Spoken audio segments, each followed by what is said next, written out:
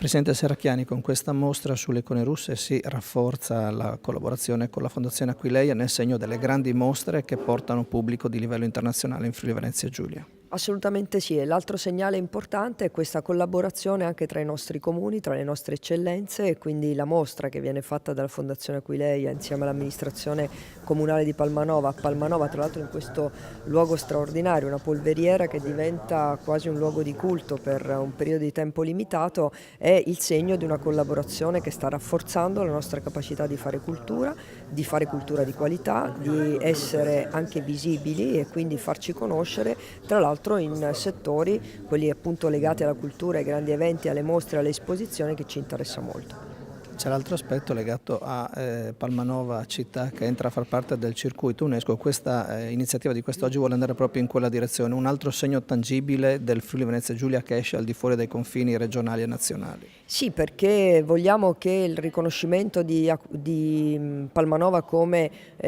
patrimonio UNESCO, così come è stato precedentemente per Aquileia e per altri nostri siti della regione, inizi ad avere anche dei contenuti preziosi, e queste perle sono date proprio dagli eventi, dalle mostre, dalle esposizioni, che vogliono in qualche modo sottolineare come questi luoghi non sono soltanto dei contenitori vuoti, ma hanno anche dei contenuti importanti. Presidente, dopo Roma la seconda e ultima tappa di questa importantissima iniziativa, questa mostra sulle icone russe, qui a Palmanova quest'oggi, l'importanza del Friuli Venezia Giulia in un contesto internazionale.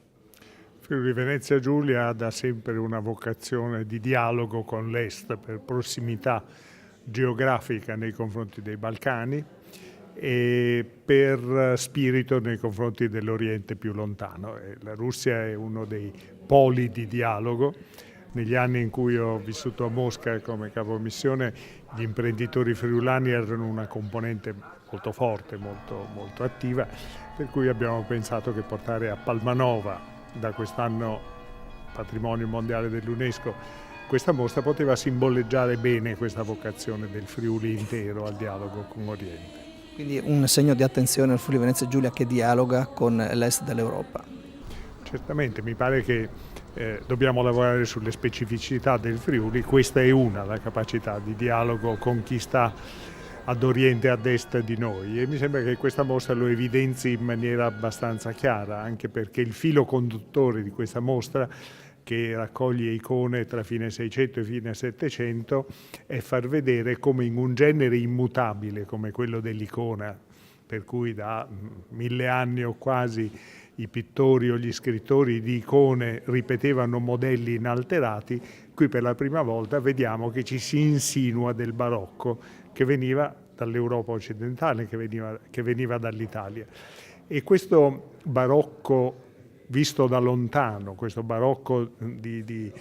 periferia dell'impero, in qualche modo si riproduce anche a Palmanova, perché anche per Palmanova il 600, pur con tutte le guerre e i combattimenti che si sono verificati intorno a Palmanova, rappresenta comunque un secolo d'oro di Palmanova. E anche qui vediamo un barocco di uno stile molto particolare, un barocco militare in qualche modo, un barocco ricondotto all'essenziale. E la differenza di carattere di Palmanova con Piazza Navona a Roma in qualche modo è riflessa dalla distanza del barocco ripreso dal pittore di icone russo 200-300 anni fa, che in qualche modo ha segnato un'evoluzione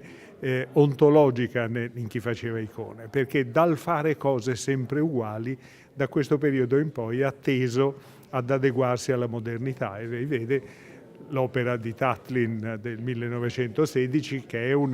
un'icona protocubista in qualche maniera, e dall'altra parte vede la scultura in pezzi di ferro ed acciaio di Gutov che è stata fatta 3 anni fa o 4 anni fa, che continuano in qualche modo a elaborare e a far crescere l'idea dell'icona.